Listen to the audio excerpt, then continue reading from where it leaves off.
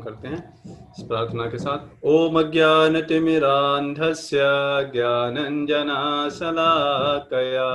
चक्षुरुन्मीलितं येन तस्मै श्रीगुरुवे नमः।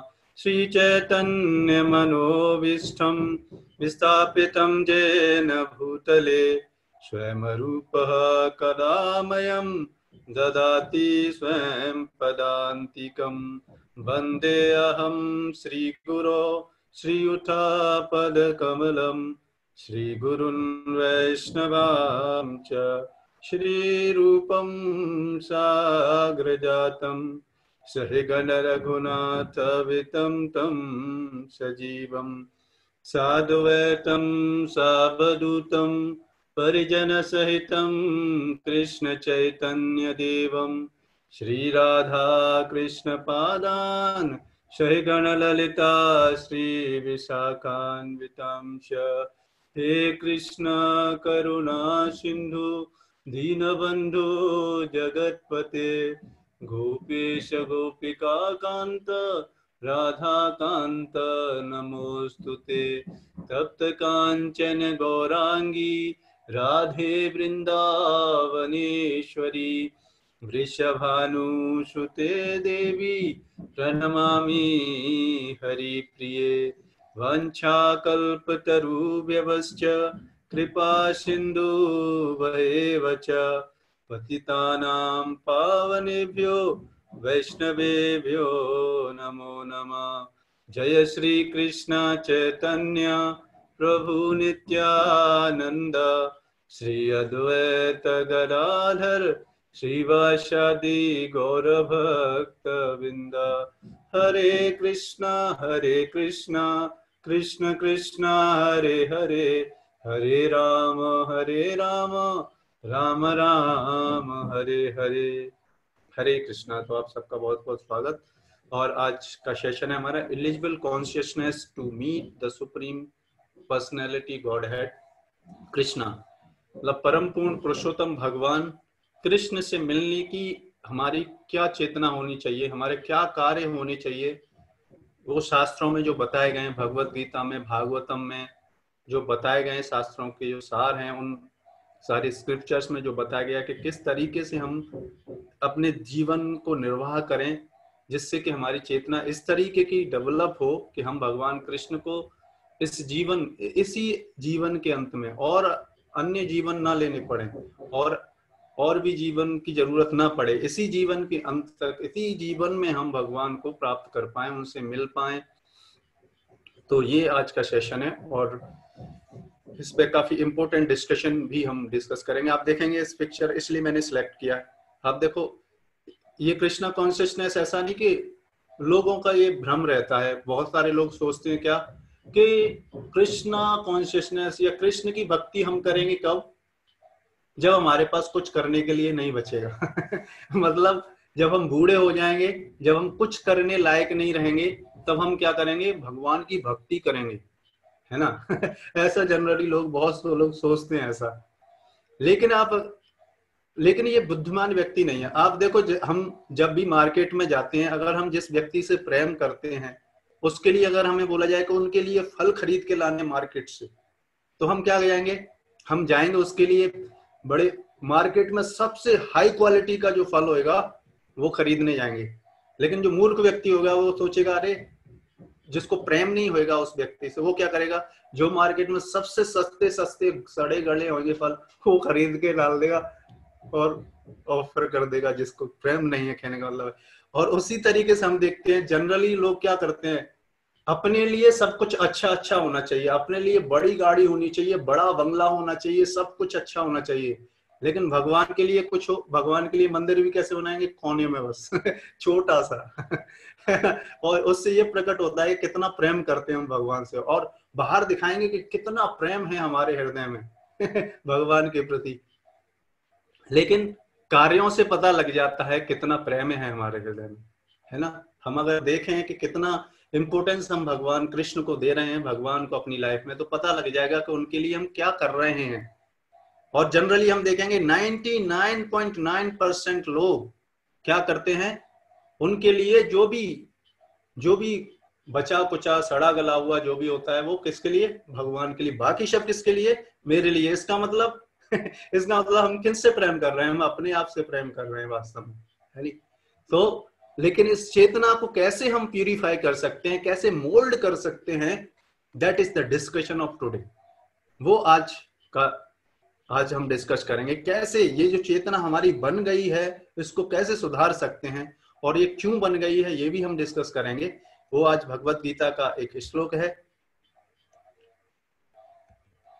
भगवत गीता का ये 14th चैप्टर का 19th वर्स है, और इसमें भगवान बोल रहे हैं, नान्यम गुणेभ्य कर्तारा यदा दृष्टानुपश्यति गुणेभ्यश्च परम वेत्ति मद्भावं सोऽधिगच्छति। भगवान इसमें बता रहे हैं कि जब कोई यह अच्छी तरह जान लेता है, क्या जान लेता है, ये बहुत इंपॉर्टेंट है ना? नहीं तो हम जानते हैं संसार में बहुत कुछ जानते हैं, कभी केमिस्ट्री पढ़ना है, फिजिक्स पढ़ना है, बिजनेस संभालना है ना, बहुत कुछ जानने को है, इनफाइनाइट चीजें हैं, और इनफाइनाइट चीजों को समझने में जीवन खत्म हो जाता है ना? लेकिन भगवान यहाँ पर क्या बोल रहे हैं, क्या जान लेता है वो हमें समझना है। अगर वो नहीं समझे तो अगर संसार की सारी चीजें भी समझ लेंगे तो कहने का मतलब है कि कुछ नहीं समझे। तो भगवान क्या बोल रहे हैं कि क्या जान लेता है वो हम समझते हैं। जब कोई यह अच्छी तरह जान लेता है कि समस्त कार्यों में प्रकृति के तीनों गुणों के अतिरिक्त अन्य कोई करता नहीं है। ये हम क्या सोचते हैं कि मैं कर रहा हूं इस संसार में सब कुछ, कौन है? आई am the doer of every work in the entire world. हम इस तरीके से सोचते हैं, और भगवान भगवत गीता में इसका प्रूफ देते हैं कि कैसे हम लोग भ्रमवश सोचते हैं ऐसा। भगवान भगवत गीता में बोलते हैं कि प्रकृति क्रियमाणानि गुणे सर्वाणि कर्मशा अहंकार विमूढ़ात्मा कर्ता अहम इति मन्यते। भगवान कृष्ण उसमें बोलते हैं कि हम सब इस संसार में इस प्रकृति के तीन गुणों बता रहे ना, हम सब हम नहीं कर रहे हमको करवाया जा रहा है, हम तो केवल इच्छा कर देते हैं बस। ये हमारा प्रॉब्लम है, हम जस्ट इच्छा कर देते हैं, यही हमारे यहाँ इस संसार में जेल में फंसे रहने का कारण है। बाकी इच्छा हमारी फुलफिल कौन कर रहा है? ये प्रकृति कर रही है अपने तीन गुणों के माध्यम से। इसलिए भगवान ने और ये क्यों हम तीन गुणों के अंडर में? अहंकार विमूढ़ आत्मा कर्ता अहम इति मन्यते। क्यों? क्योंकि अहंकार के बस, अहंकार क्या होता है पहले ये समझते हैं। अहंकार बोलते हैं, दो तरीके का अहंकार होता है। जनरली जब अहंकार बोलते हैं तो बोलते हैं फॉल्स आइडेंटिटी, इसको बोलते हैं मिथ्या अहंकार या फॉल्स ईगो, या रियल ईगो बोले तो मतलब रियल आइडेंटिटी। तो रियल आइडेंटिटी क्या है? हम कृष्ण के अंश हैं। ममे मांसो जीव लोके जीव भूता सनातना, यानी हम सब भगवान कृष्ण के अंश हैं, उनकी सेवा करना हमारा धर्म है। ये हमारी क्या है? रियल आइडेंटिटी है। जब व्यक्ति इस अहंकार को, रियल अहंकार को भूल जाता है तो फिर किससे आइडेंटिफाई करता है? इस शरीर से। और इस शरीर से जब आइडेंटिफाई करता है तो फिर सारी चीजें यहां से प्रारंभ हो जाती हैं। इसको बोलते हैं क्या? मिथ्या अहंकार। मतलब अब ये क्या है? गलत आइडेंटिफाई कर रहा है अपने आप से। अब यहाँ पर सारी प्रॉब्लम्स स्टार्ट हो जाती है। वो अपने आप को शरीर समझता है, इस शरीर से रिलेटेड चीजों को अपना समझता है, जबकि देखा जाए तो ये प्रकृति के द्वारा प्रोवाइड की गई है। जिस तरीके से अगर मान लो हम किसी किराए के मकान में रहते हैं और हम बोले कि नहीं ये मेरा मकान है, और लैंडलॉर्ड को बोले हट तेरा कोई वैल्यू नहीं है तो क्या होगा? ये मिथ्या अहंकारी। तो लैंडलॉर्ड दो चपटे मारेगा हमारे और भगा देगा, चलो आपको नहीं रहना यहाँ पे। उसी तरीके से हम क्या कर रहे हैं? ये भगवान ने शरीर दिया, भगवान ने ये फैसिलिटी प्रोवाइड की इस संसार में, है ना, प्रकृति के माध्यम से। इसलिए भगवान कृष्ण बोलते हैं मया अध्यक्षेन प्रकृति सुयते च चराचरम, है ना। लोग, साइंटिस्ट लोग क्या सोचते हैं कि प्रकृति ऐसे ही चल रही है, हमेशा अपने आप चल रही है। अपने आप कुछ नहीं चल रहा है इस संसार में भगवान कृष्ण बोलते हैं it is my under direction. ये नेचर किसकी डायरेक्शन में चल रही है? भगवान कृष्ण की, हमारी डायरेक्शन में नहीं चल रही। हम तो इस प्रकृति के अंडर काम कर रहे हैं। इसलिए तो हम देखो प्रकृति के तीन गुण से बने हैं और प्रकृति के तीन गुण की तरह गुलाम बने हुए हैं। कभी सतोगुण में, कभी रजोगुण में, कल हमने डिस्कस किया था, कभी तमोगुण में, बस फाइट करते रहते हैं। और इसी तरीके से जन्म मृत्यु के चक्कर में पता नहीं कितने जन्मों से ऐसे ही, इनफाइनाइट लाइफ टाइमों से ऐसे ही जन्मते मृत्यु हो जाती है बस, और कभी सोच भी नहीं पा रहे। तो यहाँ पर अब भगवान ये बता रहे हैं कि कौन है, हम कौन कर रहा है, सब भगवान कर रहे हैं, और हम मिथ्या बस क्या सोच रहे हैं, है ना, उस रेंटेड मकान में हम क्या सोच रहे हैं, ये मेरा है, और ये क्या है, हमारा मिथ्या अहंकार है, ये चीज मेरी है, ये संसार मेरा है, ये मेरा बैग है, हमारा कुछ नहीं है, हमें तो जस्ट दिया गया है। अगर इस कॉन्शियसनेस में सोचेंगे, इसलिए यहाँ पे भगवान बता रहे हैं, आप देखो कि समस्त कार्यों में प्रकृति के 3 गुणों के अतिरिक्त अन्य कोई करता नहीं है। हम केवल इच्छा करते हैं, और हमारी इच्छाओं को फुलफिल कौन करती है, ये प्रकृति।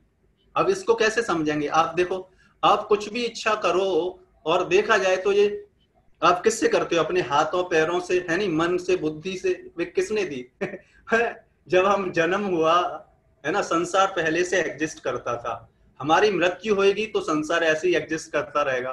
तो इसका प्रूफ क्या है कि हमारे आने से पहले ये सारा संसार एग्जिस्ट करता है, जाने के बाद भी एग्जिस्ट करेगा, कि हम इस संसार को क्रिएट करने वाले नहीं हैं। इस संसार में जितने भी ऑब्जेक्ट हैं हमारे द्वारा क्रिएटेड नहीं किए गए हैं, हम तो बस क्या कर रहे हैं, असेंबल कर रहे हैं। जिस तरीके से कंप्यूटर को क्या किया जाए इधर से पार्ट लिया, उस कंपनी से पार्ट लिया, और असेंबल करके क्रेडिट किसको मिला, मैंने असेंबल किया है नहीं।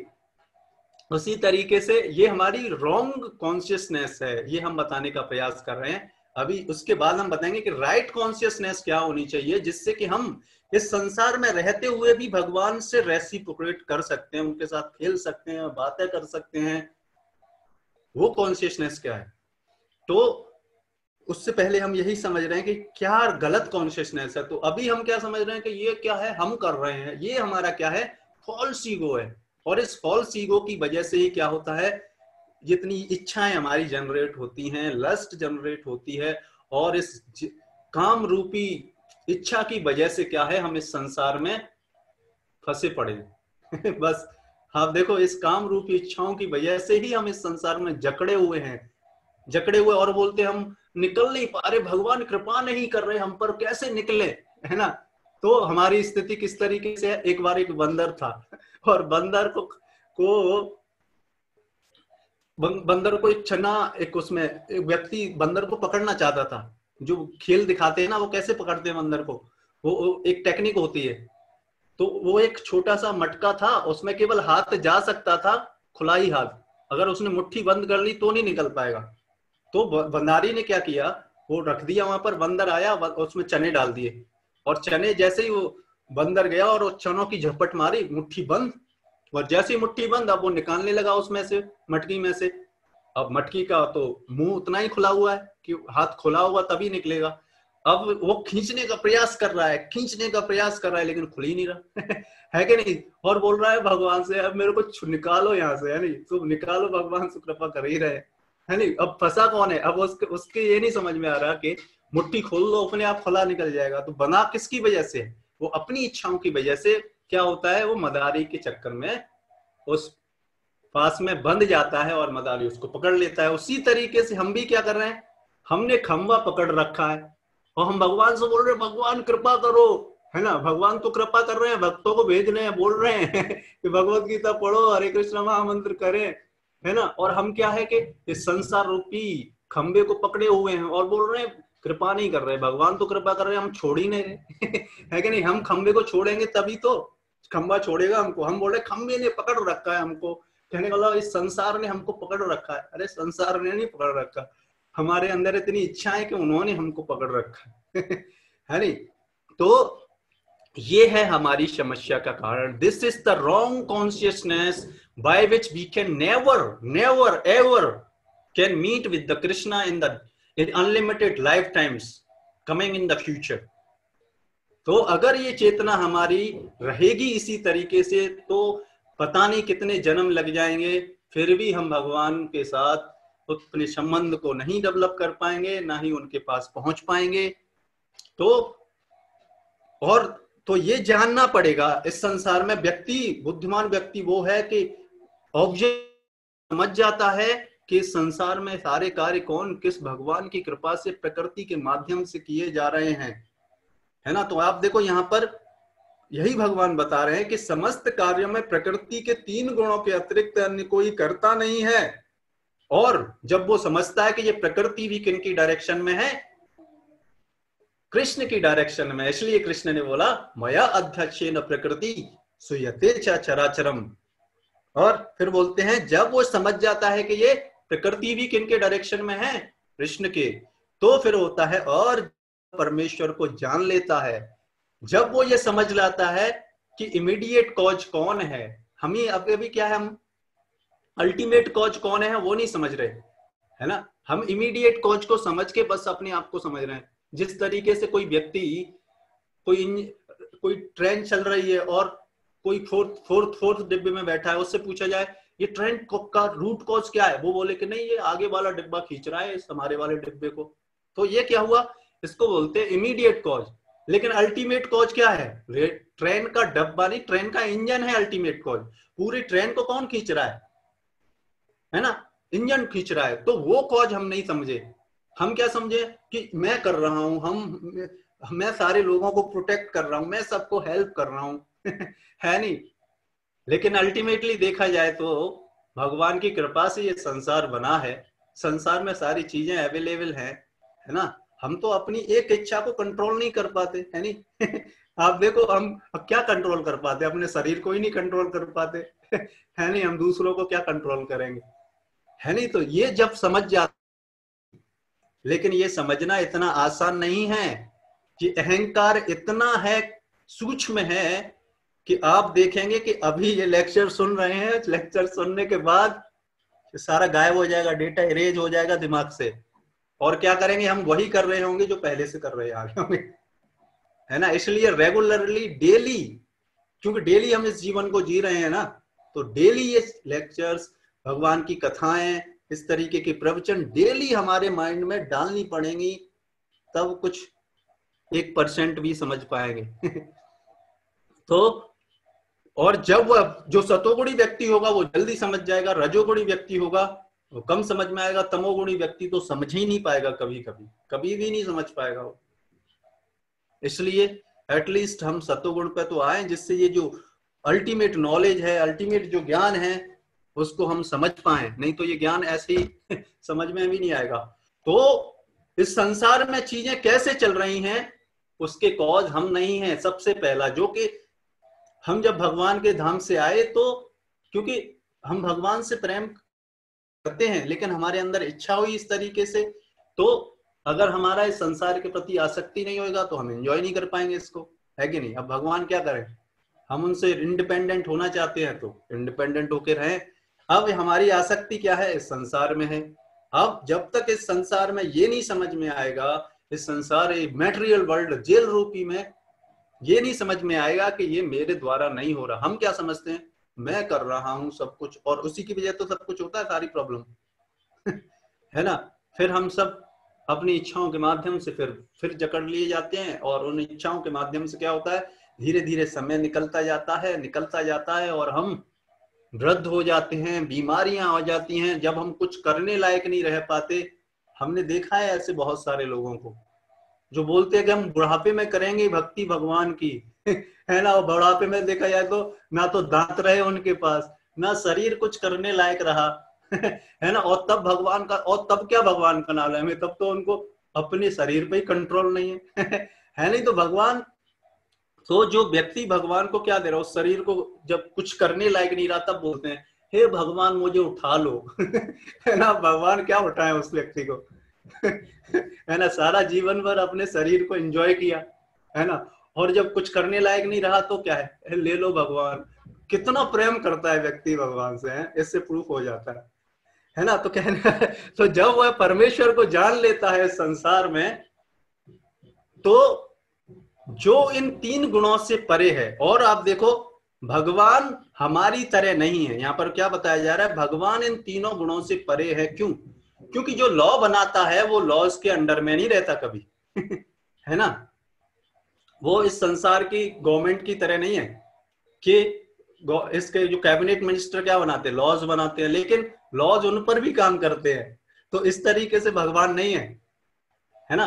हाँ, और बहुत सारे लोगों की मूर्खता है, ये ऐसा गलत भ्रम है कि भगवान जब इस संसार में आते हैं तो वो भी 3 गुणों में फंस जाते हैं। ऐसा नहीं है। अब सोचो, भगवान की एक एक डायरेक्शन में एक इच्छा मात्र से इतना स्प्लेंडर, इतना इतना सारे यूनिवर्स चल रहे हैं और वो सारे नियम बनाते हैं, वो नियम उनके अनुसार चलते हैं। तो वो कभी नियम के अंडर में नहीं रहते, वो तो जस्ट इस संसार में आते हैं किस लिए? हम सबका भला करने के लिए। और हम क्या समझते हैं उनको, है ना? कोई मान लो कोई प्राइम मिनिस्टर आए जेल में उस कैदी को छुड़ाने के लिए, और कैदी सोचे एक और कैदी आ गया है ना? कितनी बात है कि वो प्राइम मिनिस्टर जो उनका भला करने आ रहा है, और मूर्ख कैदी क्या सोच रहे हैं, वो की भी एक कैदी है हमारी तरह। तो जो व्यक्ति ऐसे सोचेगा वो कभी भी इस जेल से नहीं निकल पाएगा, क्योंकि उसे विश्वास ही नहीं होगा, है नहीं? तो इसलिए भगवान कृष्ण बोल रहे हैं कि I am the beyond of these 3 modes, these modes are made by me, so these are under my direction. इसलिए प्रकृति के 3 गुण हैं, प्रकृति भगवान के अंडर में है, इसलिए ये सारी चीज भगवान के अंडर में, भगवान इसके अंडर में नहीं है, हम सब इसके अंडर में हैं, ये समझना पड़ेगा। लेकिन हम क्या समझते हैं, हम अंडर में नहीं है, भगवान इसके अंडर में। This is the wrong consciousness, है ना? और इसकी वजह से क्या है, हम इस प्रकृति के 3 गुणों के अंदर में क्या करते हैं, एकदम इतना मेहनत कर करके इस जीवन को बर्बाद करने में लगे हुए हैं। और जिस पर्पस के लिए मिला है उस पर्पस के लिए वो राइट कॉन्शियसनेस हम नहीं डेवलप कर रहे। तो राइट कॉन्शियसनेस भगवान क्या बता रहे हैं, ये बता रहे हैं कि ये संसार में जो भी किया जा रहा है वो हमारे द्वारा नहीं किया जा रहा, हम तो केवल इच्छा कर रहे हैं और भगवान सारी फैसिलिटी प्रोवाइड कर देते हैं। अगर आप माइन्यूटली आप सोचेंगे तो पता चलेगा। इसीलिए एक बड़े साइंटिस्ट कैल्विन ने बोला कि if you think deep in the science, then science will force you to believe in a God.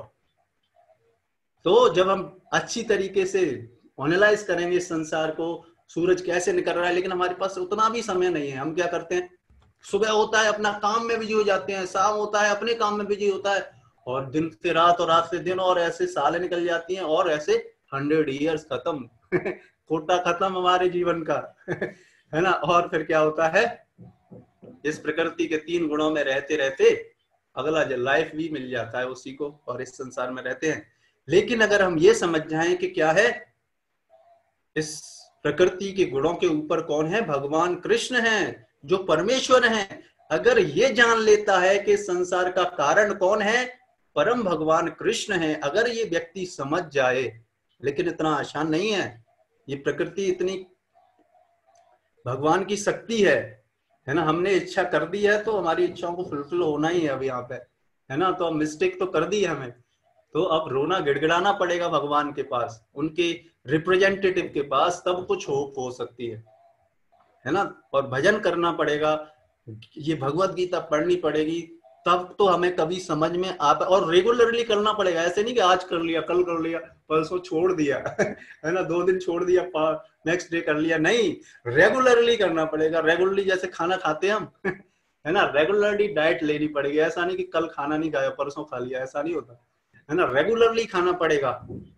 तो फिर क्या होगा, तब ये कॉन्शियसनेस हमारे अंदर आएगी, तब हम समझ पाएंगे कि सारी सृष्टि के कारण कौन है, कृष्ण है।